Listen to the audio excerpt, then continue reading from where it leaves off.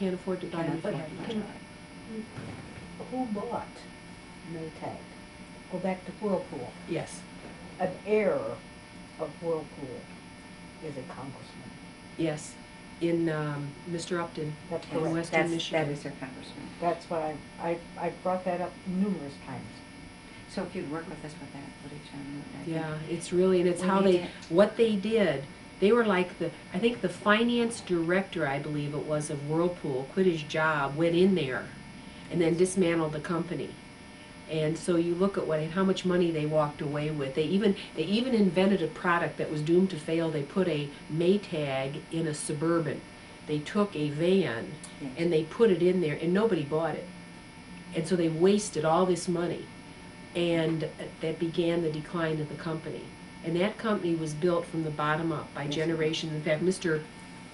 Maytag is buried. Fred Maytag is buried looking at his plant. And it was the town, you know. But I thought it was symbolic of what happened to our country, which is why I went there. I thought every family had a Maytag, or they knew about Maytag, just like they know about GM, they know about Chrysler. And what happened to the auto companies is the auto companies became owned by the finance companies. Correct. On Wall Street. So Cerberus owns both GM and Chrysler. They did not care about manufacturing. They cared about bleeding any equity out of those companies that they could. And during the 90s, it flowered where they became finance companies rather than manufacturing companies. And they had all these lease-back deals. They had fleet sales through tax credits, and they manipulated the hard-fought equity accumulation that people had worked on for 2 generations. Correct. And they achieved their goal. They did. And they wrestled those companies to the ground. They bled them for everything. And when they got as much out of them as they could, spit out the workers, spit out the companies, they looked around and they found the last sector left that you could bleed. Well, there's only 2 left, Right. housing and small business. Correct. They bled housing, and now they're after small business. Marcy, what would you say to the American people? I think this film is necessary to the Americans to see their side. Do you agree? A documentary that tells what you just told us. I think a documentary is necessary because the American people have to fight back. Yes, we do. And a film is one way of doing that. And I can't tell you how many Americans have said to me, Marcy, we're giving up.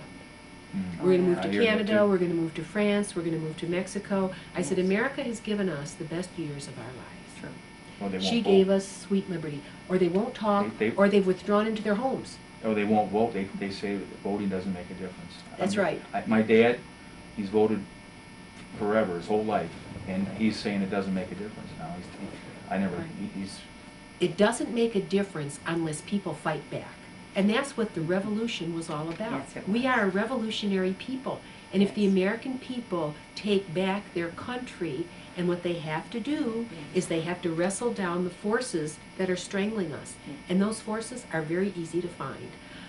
They're the banks on Wall Street and in Charlotte, and all the subsidiaries that attach themselves to them that have done this to us. Yes, And they don't want to be in the spotlight. Those forces control our media, the messages that are fed over the media, and they want the people to be hopeless. yes. They want the people, because if you're hopeless, you don't do anything, right? Exactly. And I say to the American Exactly. people, Yes, you got to have a revolutionary spirit. we do. And you've got to love liberty as much as Daniel Webster loved liberty, as much as Thomas Paine loved liberty, as much as George Washington loved liberty. And you have to love sweet liberty, and you have to understand what it means, and that we have to bind together. And they want people to feel alone. They want them to feel hopeless, because then they control them. Divide and conquer. I have a question. That's right. If you could speak to like my generation, like the the future, Right. The 20 and Yes. 25-year-olds, about just what you just said, like hope, and a lot of people my age are concerned or scared about retirement or just our future in general, because the media bombards every day. If you watch the news, it's like the world's ending and there's no hope in sight. And younger people, I think, especially with college loans, trying to find a place in the job market when the economy's so bad, we sit there and go, what's going to happen? you know. I guess I would say to the young people of our generation, go back and read about the American Revolution. Go back and think about the people who said, we want to break the bonds that hold us down. We don't want to be dominated anymore by a colonial power that asks us to produce and then takes all of our wealth, right? And we want to be our own country. And we want to assume that power unto ourselves. And they formed a Declaration of Independence. And I would say to the young people of this country, you got the internet, you got so many more tools than our forefathers and mothers had. We need a Declaration of Independence for the modern era so that we can recapture our country and take it back and give it to the people who worked so hard to preserve our liberties and to carry them to the next generation. Unfortunately, what happened is that the corporate sector and the bank, including the banking sector of this country, got too self-serving post-World War II. And when the Soviet Union collapsed in 1989, rather than using that peace dividend to strengthen the American people and strengthen our country, they captured more of it to themselves. And so, for example, right now, the young people of our country, I say to myself, why aren't they organizing marches on Wall Street? There you go. On Wall Street, they just took $143 billion in bonuses when our young people are being turned into debtors. The average student, $20,000 in debt, $50,000, $100,000. I just met two divinity students with $100,000 in Yeah. debt. Yep. You are not free. Mhm. They have the bondsmen have their Tentacles. hooks into you, and you have to say, hey, wait a minute. You have to think back to the founding principles and the founding energy of our country. And there needs to be a compact among our young people, the best and the brightest. Liberty isn't an automatic. It has to be won anew by every generation. And you simply can't take this. You cannot be a tool of Wall Street, which they are making you. They are making you a sharecropper. They are making you a debtor. That is unfair to the future. Our liberties will not be preserved if the younger generation doesn't stand up and say, no. Absolutely, no. This is not the America we want. I think one of the topics we want to touch on too is we've talked about, like you said, in the like the '60s and you know when activism was strong among Right. America's youth. Like today with my generation, it's not it's not the same thing, obviously. And I think that that's a message we really want to portray and get out there Right. to my generation, is that people need to Push. there needs to be that the activism, especially with the youth, because in 20 years we are going to be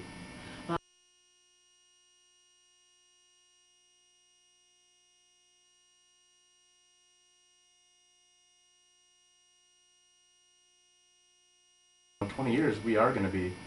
Well, I'll tell you, your America. generation has been raised in an era unlike mine, where hours and hours were spent passively watching video screens, televisions, talking on cell phones, individual to individual.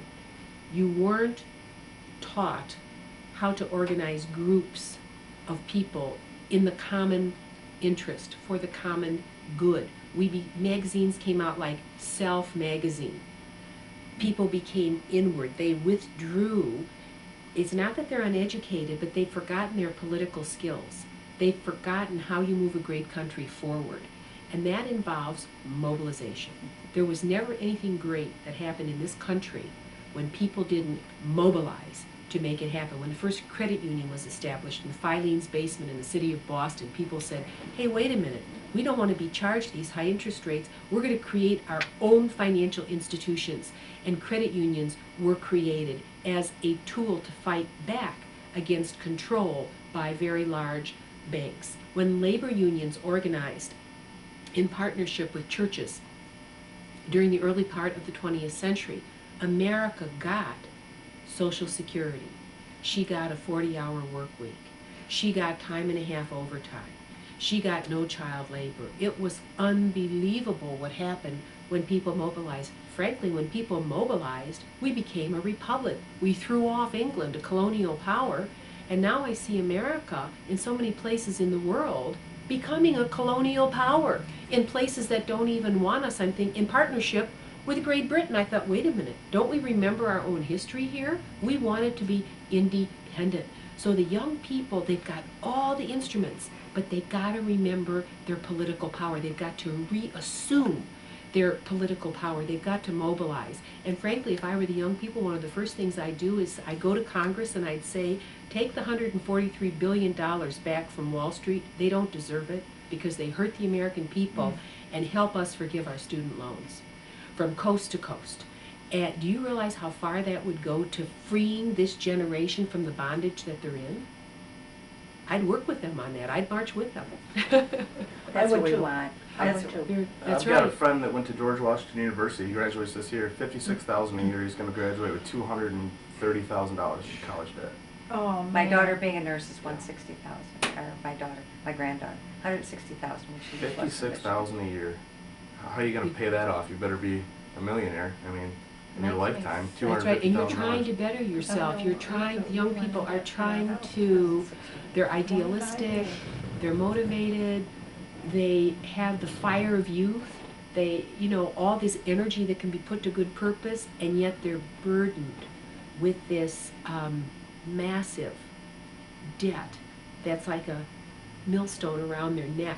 And they have to be freed from that, but they have to fight politically in order to get rid of it. And there are ways to get rid of it. I mean, they could come up with proposals to tax, put a fee on every lazy stock and bond transaction on Wall Street, a tiny little fee, 0.00001%. With the number of trades that happen in a day, they could raise a pool of money to relieve their own debt and to make Social Security whole for another century. You know, but you have to mobilize. It just doesn't happen by accident. And through the internet, what young people are capable of, oh my goodness, they could really make a difference in this society. But it's like they're silent. I'm thinking, oh, have they forgotten what liberty is all about? Maybe this will make it. Liberty. And liberty means, the word liberty is different than freedom. Liberty means to be freed from. To be freed from something that holds you down. So the younger generation has to recapture the liberty for the country, for themselves, and for the nation. They have to free themselves and the nation from the bondage that is holding us down. And it's pretty clear who has the power. But you see, with like this teabag movement, they seem to think it's all governments. The Right. government's the boogeyman here, and it's not. With the progressives, they found that it's not the government. It's big business. That's right, and in a way that movement is purposefully being driven by funds and by mentors who want us to focus on the wrong thing. Because if you look at who won in the home mortgage foreclosure debate, it was Wall Street. It wasn't the ordinary person. It wasn't the person who'd been bilked out of their life savings. We have here in Toledo, we have groups that had worked for Citigroup, and their job was to promote widows' loans, where they would call women who'd lost their husbands and say, oh, we feel so sorry for you. We'd like to come and see you, and we have a solution to make sure you're financially solvent the rest of your life. And they treated him real nice, and then the widow would sign on the bottom line, and by golly, she signed one of those loans where after 5 years, her payment doubled. But she didn't know that. That's fraudulent. That's out and out fraud to do that to someone. And what kind of companies would do that? Citicorp in New York that just rewarded itself with more bonus money. We have to stand up to these individuals. But you can't do it one-on-one. You have to do it as a group. Peaceful demonstration is a part